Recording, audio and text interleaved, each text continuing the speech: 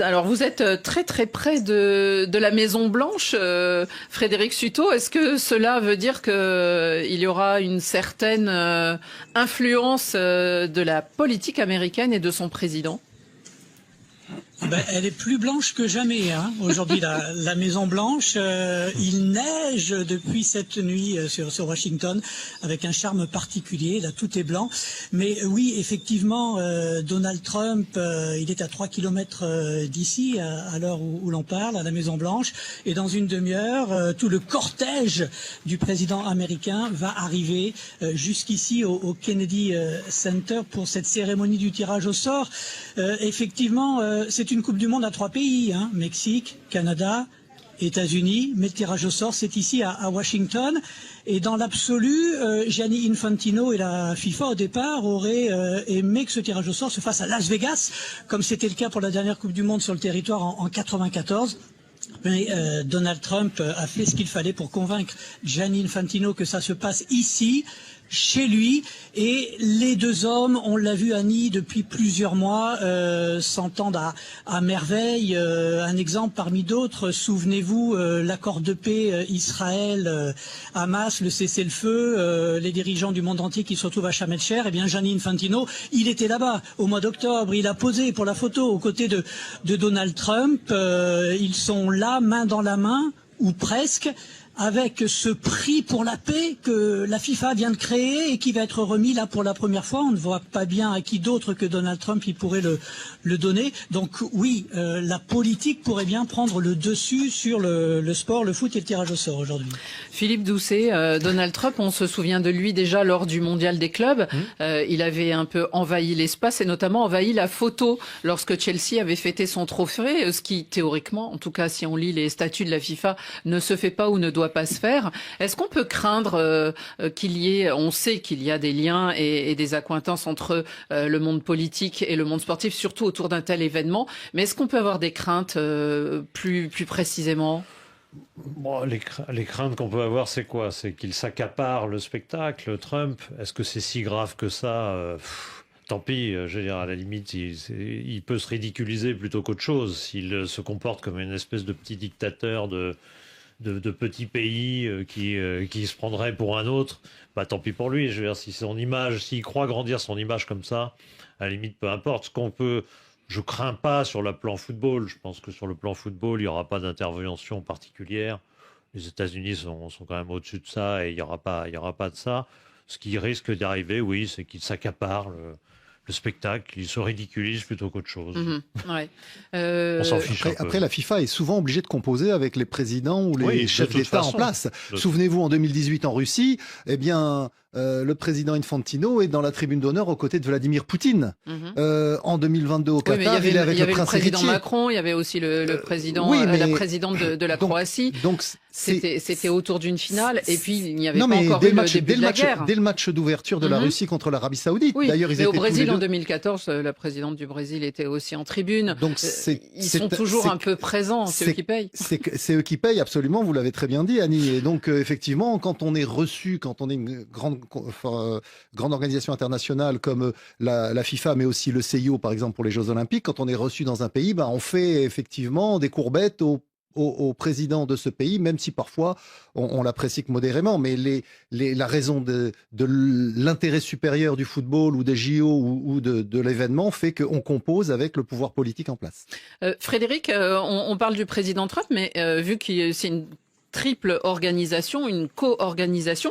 Est-ce que les représentants du Canada, c'est-à-dire le Premier ministre canadien et la présidente du Mexique seront là aussi ? Oui, effectivement, Claudia Sheinbaum, présidente du Mexique, et Mark Carney, le Premier ministre canadien, sont attendus. N'ont pas vraiment le choix. Eux aussi représentent cette Coupe du Monde 2026, mais quand on sait le bras de fer qu'il peut y avoir avec ces deux pays sur les droits de douane, avec le Mexique sur l'immigration, les visas, etc. C'est pas forcément de gaieté de cœur, mais en tout cas il joue le jeu comme d'autres délégations. J'élargis un petit peu, mais l'Iran qualifié là pour la Coupe du Monde 2026, finalement le sélectionneur va venir. Mais on sait que les Iraniens, les supporters iraniens, eux, a priori, ne pourront pas venir pendant le mondial. Hein. Ils sont sur la liste noire, les pays à qui on n'accorde pas de visa. Donc peut-être que Donald Trump, oui, il aura son prix pour la paix tout à l'heure, hein, mais à regarder de plus près, il y a quand même pas mal de choses qui ne vont pas dans le bon sens. Mmh. Rémi, alors évidemment, football et politique, vous connaissez ça, et on en a peut-être un peu plus illustration en Afrique, mais malgré tout, on peut se dire aussi, là il va y avoir le tirage au sort, et une fois que le coup d'envoi est donné, une fois que peut-être au premier match, tous les présidents sont là, après, c'est le sport qui prend le pas. On se souvient au Qatar, par exemple, où les responsables de l'Émirat étaient présents, et puis bon, une fois qu'il y a les matchs, on oublie un petit peu le côté politique. On peut oublier le côté politique, mais il faut savoir que le football, soit dit en passant, a remplacé la religion qui était l'opium du peuple. Aujourd'hui, c'est le football qui est l'opium du peuple. Du coup, les hommes politiques ont toujours eu à prendre le football en otage. Et c'est pas seulement Donald Trump qui va parler aujourd'hui. On sait très bien que Mussolini, bien évidemment en Italie, et avec l'Italie, la première Coupe du Monde que l'Italie gagne, c'est lui la superstar, c'est lui la méga star. Donc cela ne doit pas s'inventer aujourd'hui. Et Trump n'est pas très différent de Sarkozy. Sarkozy, lui aussi, avant d'être président de la République, aimait déjà le football, aimait le sport, aller au stade. Et d'ailleurs, Donald Trump, je me souviens que lui, quand Wenger était à Arsenal, il disait, mais c'est pas possible, ce Wenger-là, il faudrait qu'on le change, parce qu'il est un supporter d'Arsenal, donc c'est déjà quelqu'un qui est sportif dans l'âme. Il aime surtout le golf, le MMA, voilà, c'est et le football américain. Un multisportif, Donald Trump, il a toujours aimé ça, donc c'est pour ça que moi je dis que c'est bien beau. Évidemment, il y a d'aucuns qui ne s'occupent jamais du sport, mais qui profitent souvent de ces événements-là, c'est-à-dire des dirigeants sportifs, pour subitement se retrouver au stade. Ce qu'on peut craindre, comme le disait Frédéric, c'est plutôt les conséquences autour des visas, autour des supporters et peut-être toutes les nations qui pourront pas être représentées. Mais allons sur le plan sportif, parce que lui, il est énorme aussi. C'est une version nouvelle avec non plus, donc je le disais, 32 mais 48 équipes. Et alors, les continents sont plus représentés. L'Afrique sera à 9 ou à 10 représentants. Frédéric Sutot, est-ce que ça donne un tirage au sort différent? Est-ce que ça va prendre beaucoup plus de temps? Est-ce qu'on vous a donné un timing peut-être? La cérémonie devrait durer en tout 2 heures avec les 45 premières minutes consacrées là au chant, chanteur, musique, discours, Trump, Infantino. Donc ça va durer 1 heure ce tirage au sort proprement dit.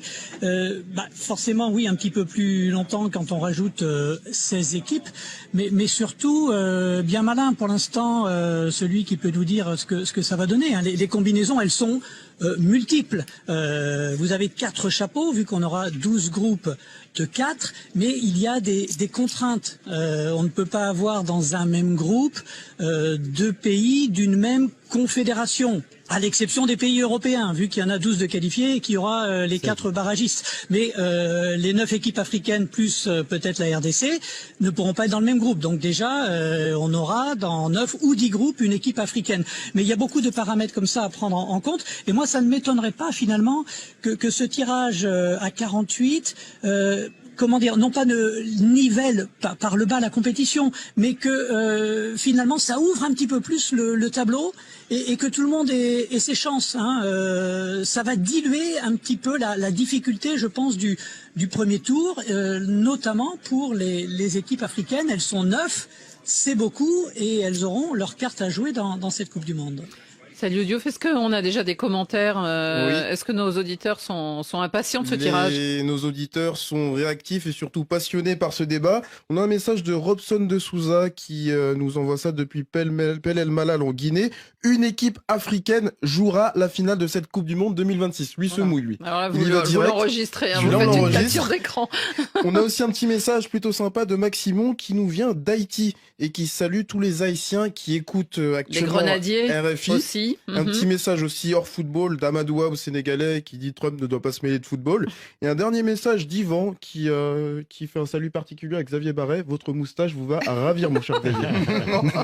Alors s'il le dit. Merci Yvan. Est-ce que ça peut diluer, comme disait Frédéric, Philippe, les forces de cette nouvelle compétition, nouvelle formule? Je pense qu'il ne faut pas trop s'inquiéter pour ça. Moi, je suis plutôt un partisan exceptionnellement, parce que sur d'autres compétitions, je ne suis pas d'accord. Cela, franchement, ça ne me dérange pas que la Coupe du Monde passe à 48. Je pense qu'elle passera à 96 bientôt et qu'elle passera ensuite à 128 et qu'elle finira avec tous les pays qualifiés, tous les pays membres de la FIFA qualifiés. On fait des tours préliminaires sur place et puis voilà, comme ça fera un peu plus de droits télé et tout le monde sera plutôt content. Et ça durera 3 mois. Déjà, là, elle s'allonge d'une semaine. Oui, d'une semaine. Maintenant, c'est 5 semaines. Hein. Mais contrairement à la promesse du 11 juin jusqu'au 19 juillet. Quand il avait fait vœu de passer à 48, il avait dit ça n'allongera pas la compétition. Évidemment, ça l'a allongé d'une semaine, tout à fait. Parce qu'il faisait des groupes de 3. Il voulait faire des groupes de 3, ce qui était le nid en embrouille absolument parfait. C'était le scandale assuré. Mais bon, peu importe, ils ont réagi plutôt positivement. Moi, c'est pas ça qui me dérange. Et oui, ça va niveler un petit peu, mais déjà, c'était un peu nivelé quelque part. Il y a des gros écarts de valeur. Ce que je pense surtout, c'est que le premier tour va être éternel, enfin, d'une longueur extraordinaire. Ça fait quand même 72 matchs. C'est-à-dire qu'au bout de 72 matchs, on élimine alors que d'habitude, la Coupe du Monde en avait 64. Absolument. Donc, il faut se rendre compte que c'est un peu dingue. Voilà. faut se rendre compte que c'est complètement démentiel. C'est-à-dire qu'on va être totalement essoré par les 3 premières semaines. Tout ça pour éliminer 16 pays. Qui seront prévisibles d'ailleurs pratiquement. Effectivement, plein de pays africains vont se qualifier. Être qualifié parmi les 32 ne va pas être si spectaculaire que ça. Hein. Être au deuxième tour, c'est presque logique pour beaucoup d'équipes africaines. Xavier, justement, cet écart et cet allongement des groupes et du nombre de compétiteurs, on l'a vécu en Afrique avec le passage de la CAN de 16 à 24. On l'a vécu aussi avec l'Euro, qui pareil a augmenté le nombre. La Coupe d'Asie des Nations également. Est-ce que pour vous, ça, vous avez constaté que ça fait baisser le niveau, ou parfois, c'est vrai qu'ici on se dit qu'on s'embête un petit peu au premier tour? Il y a un risque de dilution, effectivement, parce qu'il y a des pays qui n'auraient que très peu de chances de participer à ces phases finales, qui arrivent à se hisser, mais qui sont pas toujours ridicules. Regardez la Géorgie au dernier Euro, elle est réussie à sortir de sa poule. Bon, là, elle s'est pas qualifiée pour la Coupe du Monde. Donc, il y a parfois des pays qui, grâce à cet élargissement, peuvent se qualifier. Est-ce que tous les pays présents à cette Coupe du Monde le seraient dans une Coupe du Monde plus resserrée? Évidemment que non. On peut penser que Haïti, Curaçao, se seraient pas qualifiés dans le format antérieur. Maintenant, il faut pas oublier une chose, c'est que le président de la FIFA est un PDG d'une multinationale élu par les fédérations. Et donc, pour se faire élire, il faut, c'est un système clientéliste, en fait. Il faut donner la satisfaction au plus grand nombre des présidents de fédération. Celui qui réduit un jour une compétition, plus jamais il sera élu. Il sera pas élu. C'est sûr. Donc, quand vous avez 211 ou 212 fédérations, donc électeurs, et que vous leur dites, maintenant, la Coupe du Monde, au lieu d'être à 24 ou à 32, elle passe à 48, forcément, vous donnez plus d'espoir à plein de gens, et donc vous ramenez plus de voix pour vous faire élire ou réélire. Alors Rémi, votre continent sera représenté non plus par 5 équipes, mais par 9, voire 10, puisque on attend toujours de savoir qui de la Bolivie, de la Jamaïque, du Suriname ou de la RDC sera qualifié à l'issue des barrages. Est-ce que ces Africains ont peur du tirage au sort? On a posé la question, et notamment Sofiane Amazian, qui est allé à Metz, a posé la question à un joueur champion d'Afrique, un Ivoirien, en tout cas de l'équipe championne d'Afrique, Jean-Philippe Gamin, et il a répondu finalement ce que répondraient, j'imagine, d'autres, même pas peur. C'est un nouveau format. Ça serait une Coupe du Monde qui sera aussi relevée. Peu importe les équipes qu'on tirera, mais on ira là-bas pour montrer le meilleur visage de la Côte d'Ivoire et le meilleur visage de l'Afrique. Le Maroc et le Sénégal l'ont fait aux précédentes Coupes du Monde. Il faut montrer que le football africain regorge de talent et aller là-bas pour pas se montrer inférieur, mais aller là-bas en étant égal et au même niveau que toutes les autres équipes et montrer le meilleur visage possible. Rémi, est-ce que pour justement les équipes africaines, alors on en a beaucoup parlé à la dernière Coupe du Monde où une équipe avait enfin réussi à se hisser en demi-finale. L'auditeur Ça continue, hein. Les pronostics continuent encore. Voilà, il y en a beaucoup qui disent c'est l'année où l'Afrique peut aller plus loin. Qu'est-ce que vous en pensez? Est-ce qu'on va plus les étudier cette fois-ci ou les regarder, ou penser est-ce qu'elles ont un défi de plus sur les épaules, les sélections africaines? Elles ont un défi et je crois qu'elles devraient faire mieux parce que si aujourd'hui l'Afrique peut encore avoir peur alors que ses joueurs jouent à l'étranger, cela ne serait pas logique. Puisque si en 1968, on sait que la première participation c'était l'Égypte et qui bat quand même la Hongrie par 2-0, et l'Égypte n'avait pas eu peur. Le Cameroun, avec des joueurs qui étaient pratiquement des amateurs en 1982, va avoir le même nombre de points que l'Italie. 3 points. Et l'Italie sera championne du monde. C'est-à-dire que l'Italie a été incapable de battre le Cameroun. Le Cameroun fait 1-1 avec cette Italie-là. Et d'ailleurs, l'Italie aurait pu être éliminée dans cette compétition-là, dans la mesure où le Cameroun avait marqué un but de Roger Mila contre le Pérou qui avait été annulé. Donc déjà, le Cameroun pouvait le faire. En 90, le Cameroun s'est retrouvé en quart de finale. Et là, on a vu... voilà. Et là, on a quand même vu le Ghana atteindre le même niveau. On a vu le Sénégal en 2002 battre la France. Quart de finale, c'est vrai qu'il y en a eu plusieurs. Voilà. Et là, on vient de voir le Maroc qui est allé encore beaucoup plus loin et qui d'ailleurs détient actuellement un record sur l'invincibilité des nations. Donc, moi, je crois aujourd'hui que ce n'est plus comme on faisait à l'époque, qu'on écoutait à la radio et on tremblait quand on entend que tel sur là-bas, vous dites, oh Dieu, Rummenigge. Moi, je croyais que Rummenigge avait 8 jambes et donc tout ça. Donc, aujourd'hui, on les voit et on voit comment est-ce que les joueurs africains se comportent. On voit comment ça peut être meilleur, par exemple, en première ligue. Comment est-ce qu'il aura peur? Non, il n'aura pas peur. Voilà, on ne fuit pas l'éléphant par les bruits. Philippe, c'est vrai que l'Afrique a longtemps eu peu de représentants, elle en avait de plus en plus, elle n'en avait, on va dire, que 5 par rapport à 54 fédérations. Et justement, est-ce que c'est l'année où l'Afrique doit marquer aussi d'un grand coup cette compétition internationale? Elle doit confirmer déjà. Elle doit déjà confirmer la dernière Coupe du Monde, parce que je vous rappelle que les 2 précédentes ont été extrêmement médiocres. L'Afrique avait connu vraiment 2 éditions très faibles. 2014-2018, c'est vraiment très très moyen. Il y avait vaguement un pays en 8e et puis ça s'arrêtait là.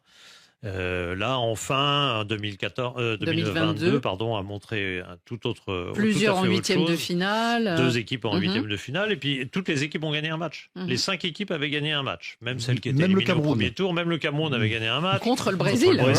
La Tunisie avait battu la France. Enfin bref, même les éliminés du premier tour avaient fait un parcours à 3 ou 4 points.